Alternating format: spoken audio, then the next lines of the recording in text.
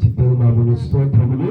మరొకసారి అందరం కలిసి మన హస్తముల పైకి దేవునికి మహిమ చేద్దాం. హల్లెలూయా, హల్లెలూయా.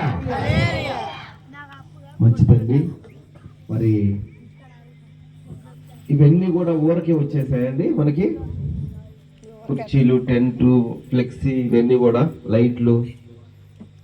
మాట్లాడండి, ఫ్రీగా వచ్చాయా మనం ఖర్చు పెట్టామా?